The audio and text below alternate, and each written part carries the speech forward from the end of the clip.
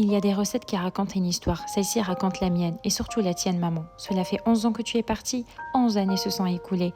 Mais certaines absences ne s'apprivoisent jamais vraiment. Il suffit parfois d'une odeur, d'un goût ou d'un souvenir pour te retrouver dans ma cuisine, comme si tu étais encore là à côté de moi. Aujourd'hui, j'ai eu envie de te rendre hommage à travers l'une de tes recettes, la basboussa.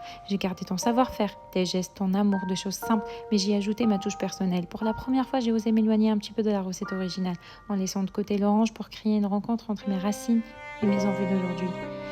Pendant que le gâteau cuissait doucement, la maison s'est remplie de parfums réconfortants et m'ont ramené des années en arrière. À sa sortie du four, je l'ai généreusement imbibé d'un sirop à la fleur d'oranger, comme tu le faisais toujours. Puis je l'ai habillé d'une crème à la pistache, des fraises fraîches comme une élégante tarte française venue rencontrer la douceur orientale de ton gâteau. Cette basboussa n'est pas seulement un dessert, c'est un souvenir, une émotion, un morceau de toi que je transmets à travers chaque bouchée. J'espère que de là d'où tu es, tu seras fier de voir que tes recettes continuent de vivre, de se réinventer et surtout de rassembler ceux que j'aime autour de la table.